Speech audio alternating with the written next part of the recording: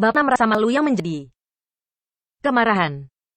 Setelah tertegun beberapa saat, Wang Jian tampak bingung, terutama ketika dia melihat mata Qinzi yang marah. Dia bahkan lebih cemas dan dengan cepat menjelaskan. Qinzi, jangan dengarkan dia. Bagaimana aku bisa menyakiti Xiao Xiao? Wang Jian sangat takut. Dia tidak mengerti tentang berlian merah. Jika dia tahu bahwa berlian merah itu sangat mahal, dia tidak akan memberikan gelang ini. Dia hanya memberi bawahannya 60.000 yuan dan membeli gelang seperti itu. Apa aku bicara omong kosong? Yang Chen mencibir. Kamu tidak tahu betapa langka dan mahalnya berlian merah. Kamu bisa memeriksanya di internet sekarang. Lihat saja apa perkataanku benar atau tidak. Yang Chen, tutup mulutmu. Tepat ketika Wang Jian sedang kesusahan, El Bukin tampak marah dan memarahi. Siapa kamu? Apa kamu pantas menyalahkan Tuan Muda Wang?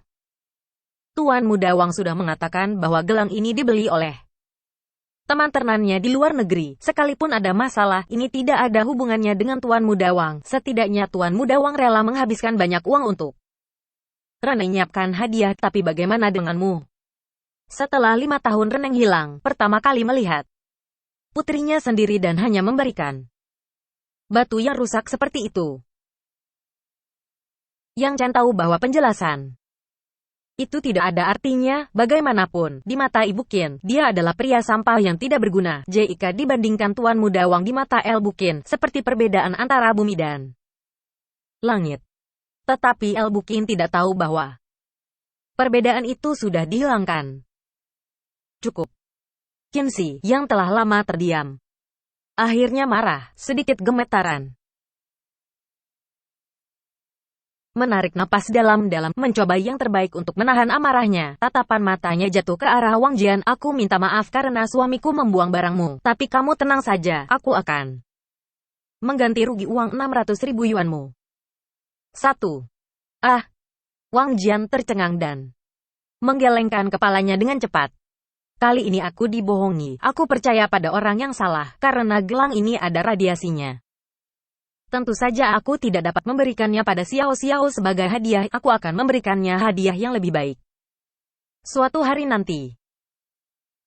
Tidak perlu, Qinzi menjawab dengan sikap yang dingin.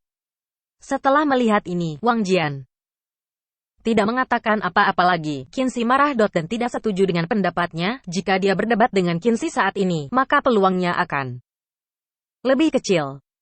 Pada saat ini, Rolls-Royce hitam dengan plat nomor Jiang A88888 perlahan berhenti di gerbang halam rumah keluarga Qin, diikuti oleh Maserati putih baru tanpa plat nomor. Interior mobil berwarna merah. Dilihat dari dekorasinya, sekilas itu adalah mobil wanita. 2 pria bertubuh besar dan kekar membawa sebuah kotak besar dari Rolls-Royce dan masuk ke rumah keluarga Qin. Tuan Qin, ada tamu, mau mengantarkan hadiah dan membawa sebuah kotak besar. Setelah pelayan keluar dan melihat ke belakang, dia mengatakan dengan wajah gembira. Ngomong-ngomong, masih ada Rolls-Royce dengan plat nomor Jiang A88888 yang diparkir di pintu. Ketika mendengar seseorang memberikan hadiah, keluarga Qin tidak merasakan apa-apa. Tetapi ketika mereka mendengar mobil mewah dengan plat nomor Jiang A88888 diparkir di pintu, semua orang tampak terkejut.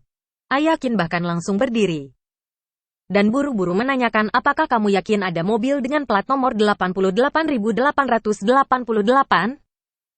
Tuan Qin, memang benar, ada mobil berplat nomor 88.888, kata pelayan itu. Semuanya, segera pergi bersamaku untuk menyambutnya. Ayah Qi segera memutuskan dan bergegas ke halaman. Pemilik mobil Jiang A88888 adalah Su Chengwu, orang terkaya di Jiangzhou. Bagaimana mungkin ayah Qin tidak gugup? Ayah Qin keluar bersama semua orang, lalu melihat seorang pria parubaya berjas dan sepatu kulit. Halo.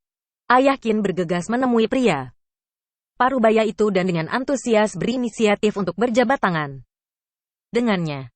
Ketika Wang Jian melihat pria Parubaya itu, dia tampak kaget. Dia adalah Zhou Fu, pelayan Su Chengwu. Meskipun dia hanya seorang pelayan, bahkan ketika ayah Wang Jian bertemu Zhou Fu, dia harus menundukkan kepalanya. Ternyata pelayan Zhou Fu yang datang. Maaf jika tidak menyambutmu dengan baik. Wang Jian berinisiatif untuk berjalan menuju Zhou Fu dan mengulurkan tangannya. Zhou Fu mengerutkan kening dan meliriknya. Siapa kamu? Wang Jian dengan cepat mengatakan. Pelayan Zhou Fu, aku putra dari Wang Dali seminggu yang lalu. Pergi. Sebelum Wang Jian selesai berbicara, Zhou Fu teriak dengan marah, dan Wang Jian hampir ketakutan. Keluarga Wang dapat dianggap sebagai kekuatan kelas 2 di Jiangzhou, tetapi dibandingkan dengan keluarga Su, itu bukan apa-apa. Wang Jian baru saja ingin berpura-pura hebat di depan semua orang, tetapi dia tidak pernah menyangka bahwa dia terungkap kebusukannya. Ayah Qin, yang awalnya ingin bertanya, saat ini tidak berani berbicara terlalu banyak. Zhou Fu mengeluarkan daftar hadiah dan membacanya. 10 toko di People Square. 99% saham dari Hotel Jinxi.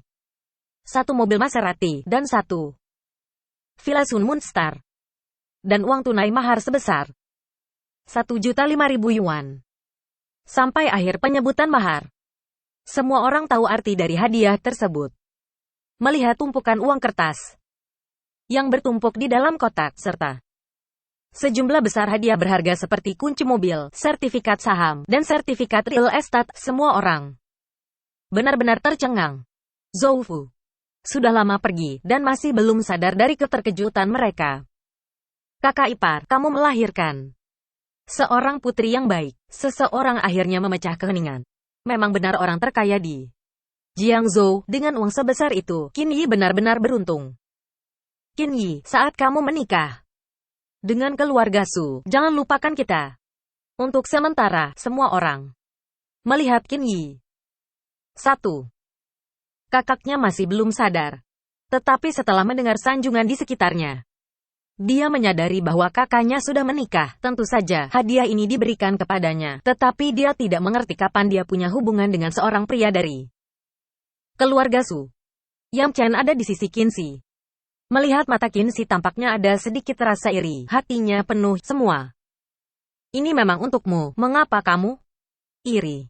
Hanya saja jika dia mengatakan, Hai Ni, tidak ada yang akan mempercayainya. Apa kamu sudah melihatnya? Elni adalah cinta. Ketika kakak menikah denganmu, tidak hanya tidak menerima mahar darimu, tetapi kamu malahan 1. Mengambil 0,5 juta yuan. Pria sepertimu tidak dapat memberikan kebahagiaan seumur hidup kepada kakakku. Aku menasihatimu, cepat cerai saja dengan kakakku. Qin Yi berjalan ke Yang Chen, memegang kunci mobil Maserati di satu tangan dan sertifikat properti villa di tangan lainnya. Wajahnya penuh kebanggaan.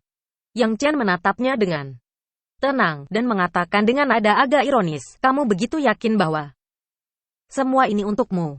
Setelah mendengar ini, Qin Yi tiba-tiba merasa sedikit bersalah. Bagaimanapun, dia tidak pernah berhubungan dengan pria dari keluarga Su, tapi dia segera melupakan ide ini dan menjadi kesal. Yang Chen, apa maksudmu? Aku satu-satunya di keluargaku yang belum menikah. Hadiah-hadiah ini bukan untukku, lalu untukmu. 1.